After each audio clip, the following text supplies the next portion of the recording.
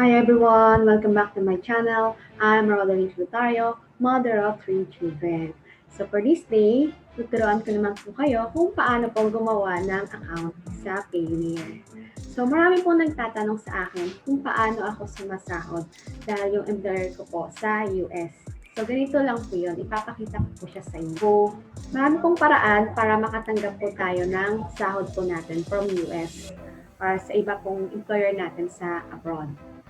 So, mas pinili ko po itong Payoneer over doon sa PayPal. Bakit?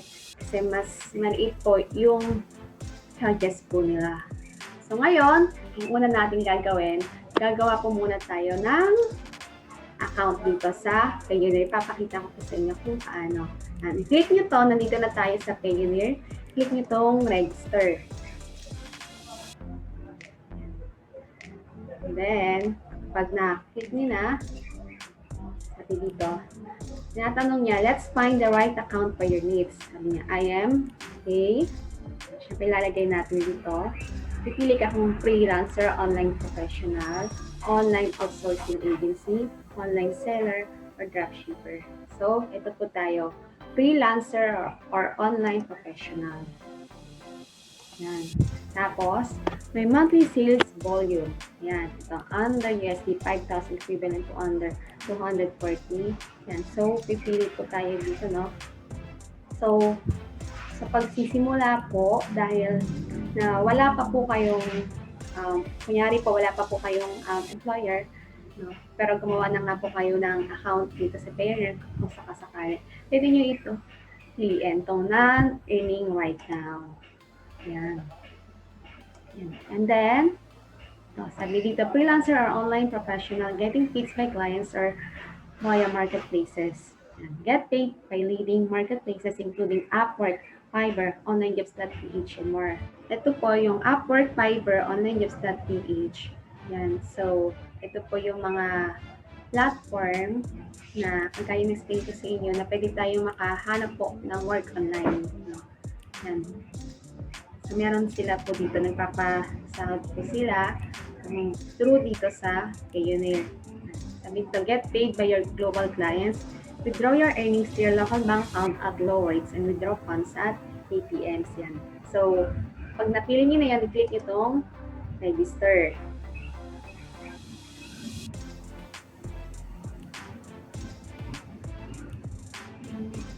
Yan.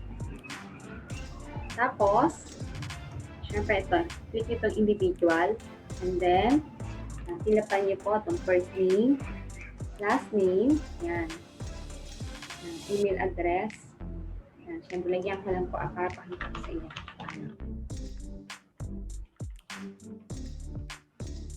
Yung figure, yung ginagamit ko pong email address palagi. Tapos, enter nyo yung kanyang email address. Tapos, date of birth. Yan. So, date of birth.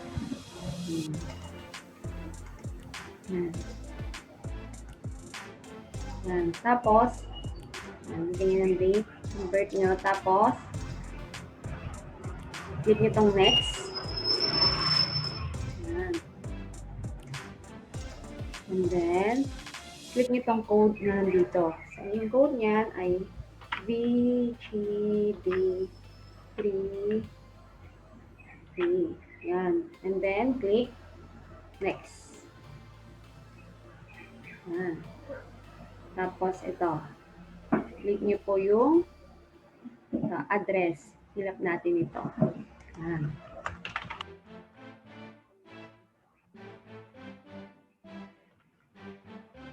Tapos yung number. Yan.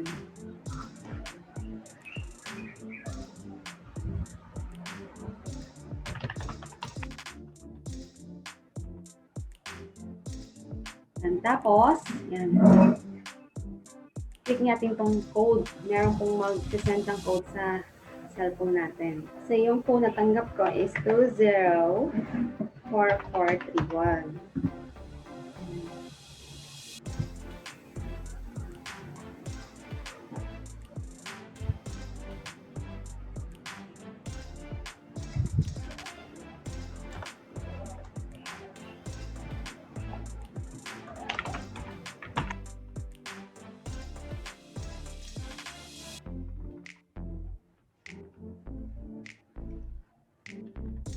Tatayin natin itong address dito.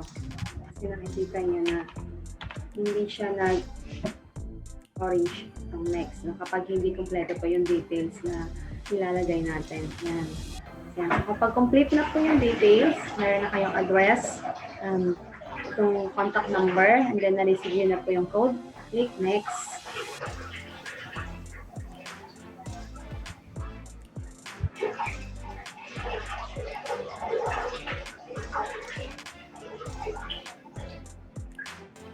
Yan.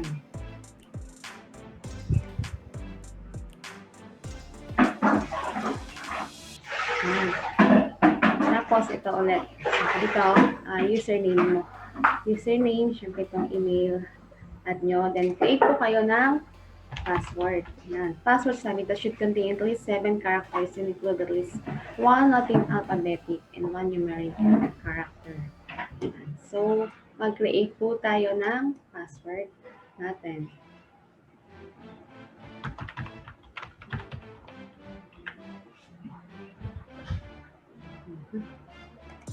Yan. So, enter yung password.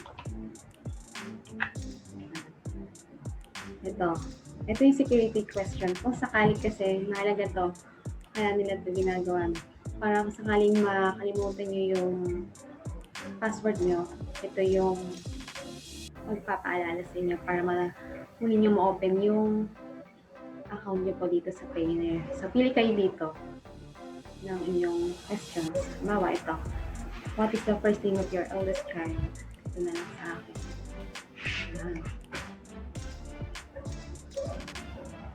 Security answer. Lolong. Yan, that's social. Talagay nyo dito yung maglalagay po kayo ng SS or yan, ng valid ID. Ito yung dito SS yung gagamitin ko po. Yan. Yan. Para malaman nila na ano po talaga tayo, legit. Dito, your identification documents will help us validate your information, ensuring that you are the rightful account owner. The security measures put in place is also in line with regulatory requirements to conduct customer due diligence. Ayan.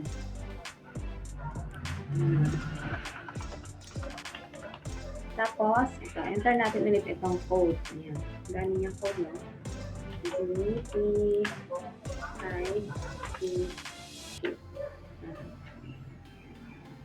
Tapos, click natin itong next.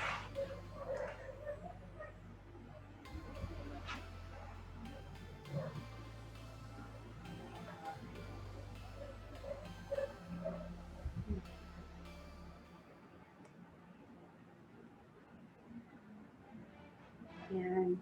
Tapos ito, click natin to ulit, no? Hilapan natin. Yan. Ito yung bangko. Yan. Ilalagay nyo lang po dito yung bangko na meron po kayo. So, sa bank, alam niyo po na kasi diba mahirap po ngayon mag-open kung wala pa nga po kayong pang-open, no? Pero meron, re-recommend ko po sa inyo yung BPI. Yan, Mastercard. Ang babayaran nyo lang po is 150 para makapag-open po kayo ng account. Wala po itong maintaining balance. So, 150 lang, bibigay nyo po dun sa counter. And then, after a week, makukuha nyo na po yung ATM nyo. So, ayun po, pwede kayong mag-open doon sa BPI. Yan. So, lalagay nyo, kunyari nga. Yan. Ilagay nyo dito yung BPI. Kung sakaling meron na po kayo.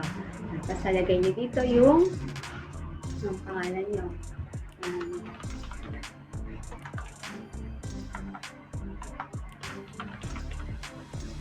Tapos, account number. And then, kapag okay na po, click nyo to. Yan.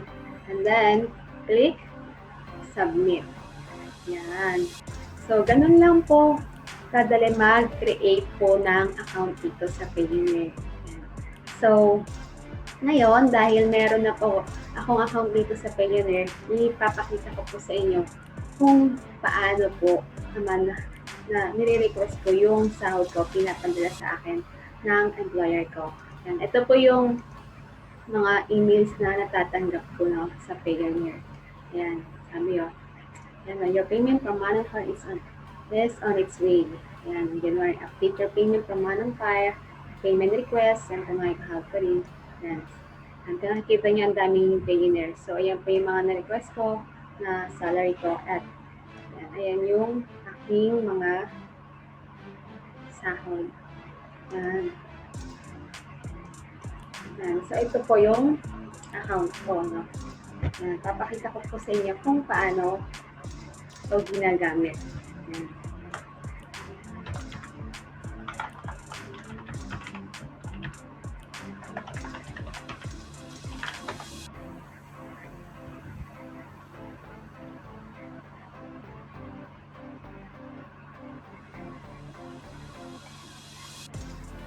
Yan. So, yan. So, ito po yung laman ng aking Payoneer. Yan. Home. Yan.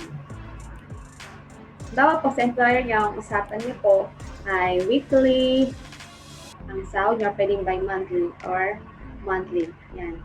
So, bawa ang usapan niyo every 5th of the month or every 25. Yan.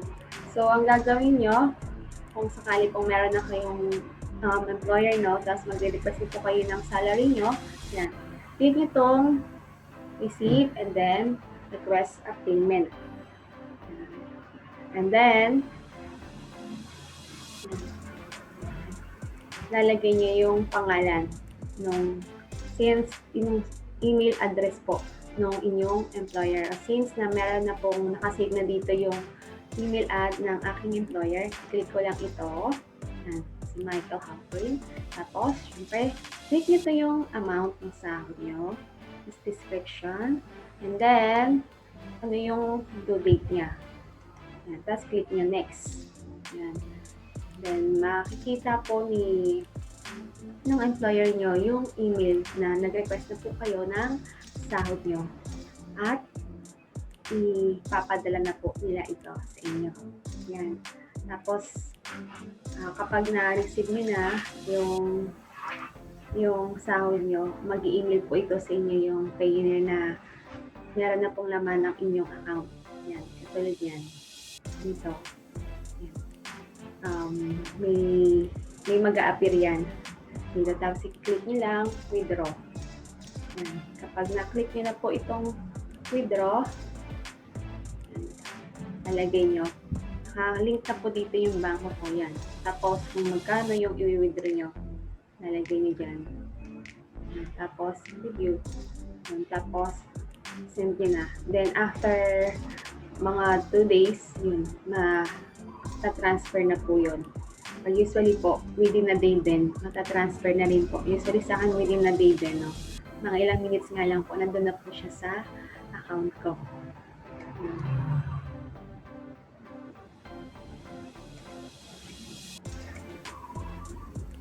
So, yun lang po, mga Ma'am Shares, Pop Shares, and my new friends here in YouTube. So, yun lang po muna ang share ko po sa inyo kung paano po sumahod ang mga virtual assistant na katulad ko, no, na may employer sa US. So, kaya, what are you waiting for? Mag-apply na po kayo at marami pong mga job openings sa onlinejobs.ph at madali po kayong ma-hire. Hindi lang po kalimutan mag-subscribe, like, share, and hit the bell button para ma-notify pa po kayo sa mga videos na i-upload ko. Bye! I'll see you on my next video.